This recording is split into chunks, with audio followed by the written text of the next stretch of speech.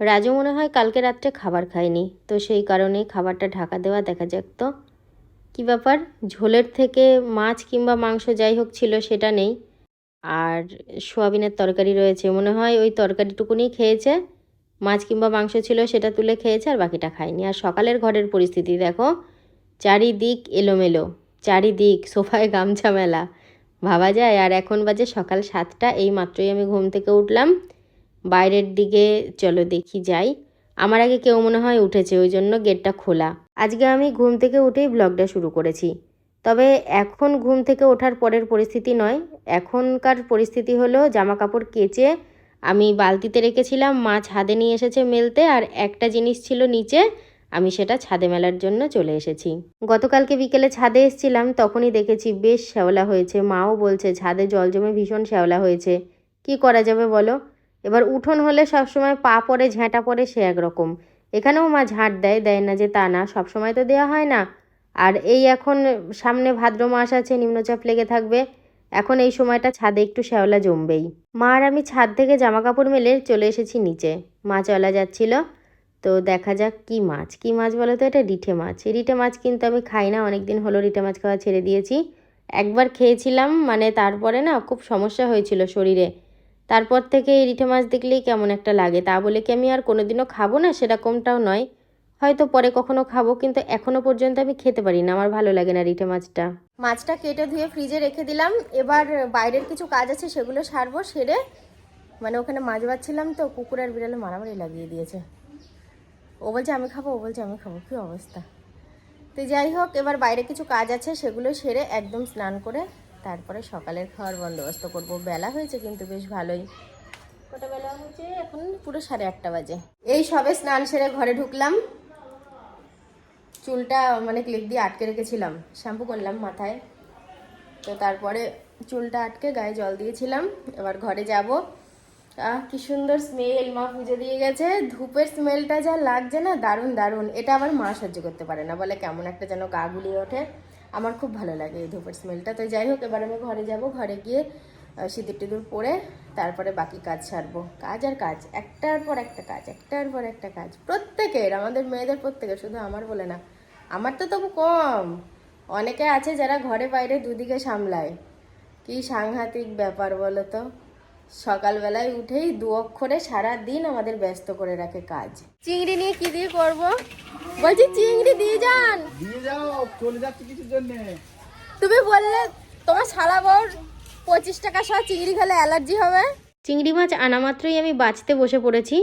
আর এই চিংড়ি মাছগুলো বাছার পর খুব একটা বেশি থাকবে না, অল্পই হবে, আমি বাটা করে ফেলবো। আর আমাদের লালবাবু উঠে পড়েছে। লালবাবু কেন বললাম জানো? সকাল সকাল লাল গেঞ্জি পরা, তো ওই জন্য আমি লালবাবু মজা করে বললাম। চিংড়ি মাছ বাছার পর আর তেমন কিছু থাকে না, মাথা আর খোসা বাদ দেওয়ার পর। কি নেবা? কি নেবো তাই ভাবছি। আলু মিষ্টি হবে নাকি দাদা? আলু তোমার কাছে হবে না। আলু আজকে নেই? না। ও,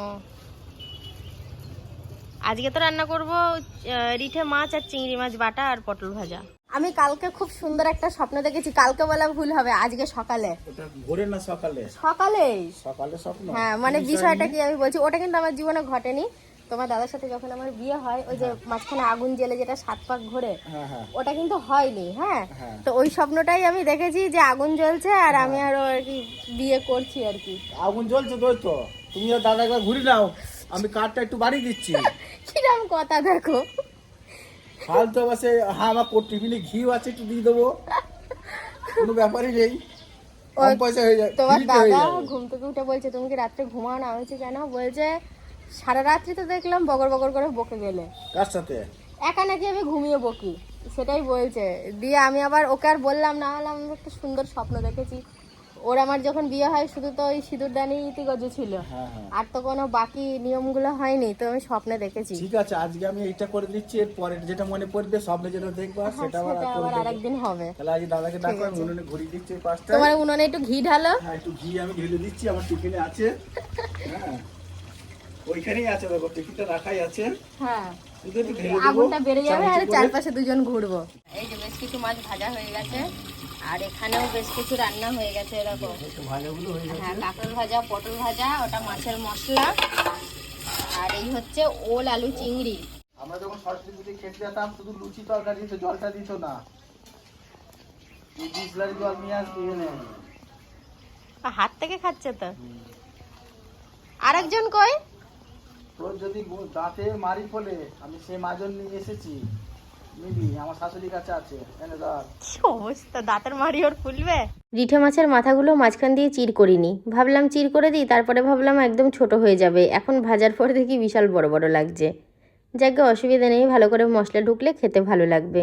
সুন্দরের চিকেনের ঝোলটা হয়ে গেছে আলু দিয়ে, এবার কষা হবে, এই জন্য মশলাটা কষাচ্ছে। মানে প্রথমে আমি ভেবেছিলাম কষা করছে, দিয়ে দেখি না, প্রথমে আলু দিয়ে ঝোল বানিয়েছে, তারপর লাস্টে কষা বানাচ্ছে। তুমি আবার কি করতে বসলে? এক গাদা কড়াইতে তেল দিচ্ছ। দুটো হয়ে যাবে। ইমা, আমি পটল ভাজা করেছি, ওই পটলটা হেজে গেছে বলে আমি ভাজিনি। পটলটা ধুলে না কড়াইতে, আমি কিচ্ছু বলবো না তো। আরে বাবা, বলতে হবে তো যে ধুতে হবে, ছি ছি ছি ছি, নুন হলুদ মাখাতে হবে। এরম হয়েছো কেন তুমি? আর পটল ভাজা কটা খাবা তুমি? না না, পটলটা ধরো কিনেছি, কত টাকা দিয়ে দাম বাবা। বলো, তোমার এটা করতে ইচ্ছা করছে বেলা বাজে 1:30, স্নান না করে প্রত্যেকদিন বেলা 3টের সময় ভাত খাবে, আমাকেও খাওয়াবে। ও কিনি ও আমার হয়ে গেছে, তুমি চাপ নেও না। কালকে দুপুরবেলা টিপ টিপ করে বৃষ্টি পড়ছিল, আমি ভাবলাম বৃষ্টিটা যখন হচ্ছে তাহলে আমার স্নানটাও হয়ে যাবে।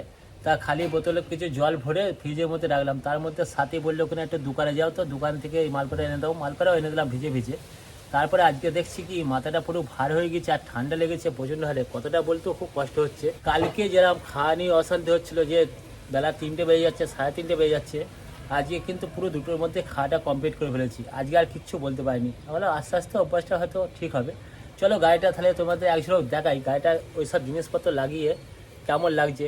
বন্ধুরা তোমরা কিন্তু কমেন্টে জানাবে ভালো লাগছে কিনা। আমার তো খুব ভালো লাগছে, সাথী বললো কিনা দারুণ লাগছে, বাড়িতেও তাই বলছে কিনা খুব সুন্দর লাগছে কিন্তু এসব মালপোড়া লাগিয়ে।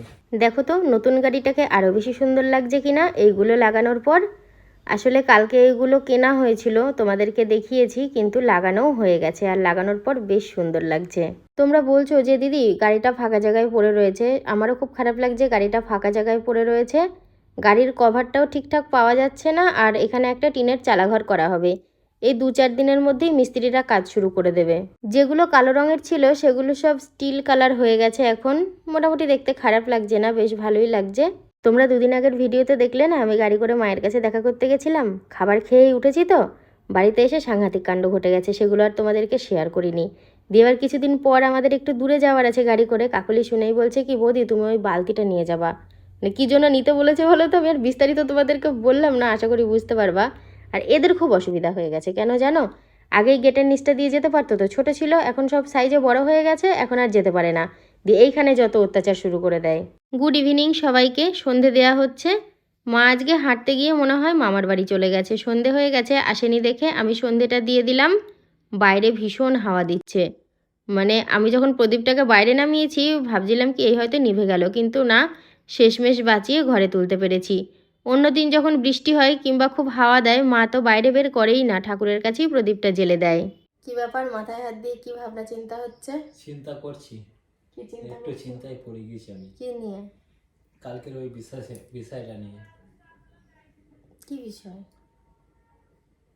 ওই কালকে যেটা বললাম, আজকে যে ভিডিওটা গিয়েছে। ও বাস কেনা, তো এটা চিন্তা কিসের? তোমার যেটা মনে হয়েছে তুমি সেটা বলেছো, এতে তো চিন্তা ভাবনার কিছু নেই। সেটাই, কালকে ইচ্ছা আছে গাড়িটা পুজো দিতে যাওয়া হবে জামালপুরে। কালকে যাবো 12:30। 12:30 না, 12টা নাগাদ যাবো। 12টা থেকে বেরোবো, বলছে তো বলছে 12:30।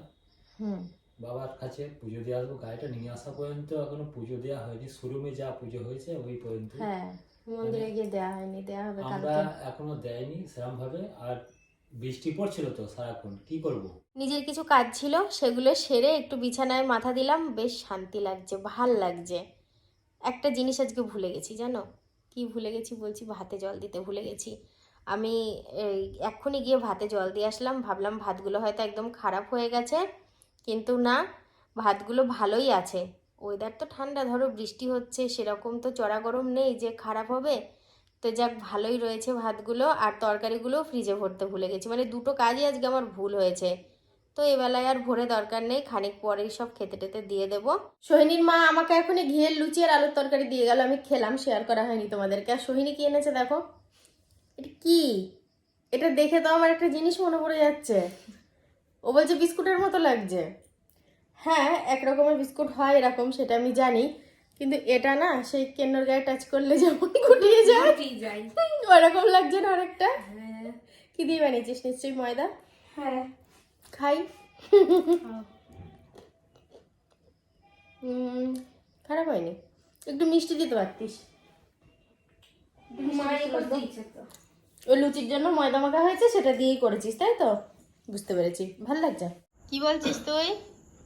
কি বলছিস, কি খাবি? ম্যাও। বিড়াল খুব ভীতু প্রাণী হয়, শুধু পালিয়ে যায়। কটা বাজে দেখো, 11টা বেজে গেছে।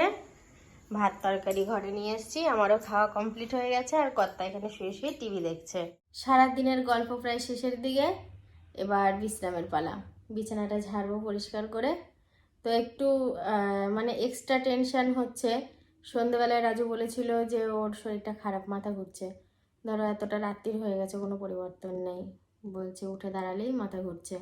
শুয়ে থাকলে অতটা কিছু বুঝতে পারছে না। প্রেশার মাপিয়ে এসছে, কম আছে প্রেশার। এবার প্রেশারের জন্য কি এতটাও হয়, এতটা কন্টিনিউ মাথা ঘোরে? কি জানি কি থেকে কি হচ্ছে, ঠিক বুঝতে পারা যাচ্ছে না। তো যাই হোক, চলো আজকের মতো ভিডিওটা এখন এখানেই শেষ করছি। সবাই খুব ভালো থেকো, দেখা হচ্ছে আবার কালকে থেকে। সবাইকে গুড নাইট।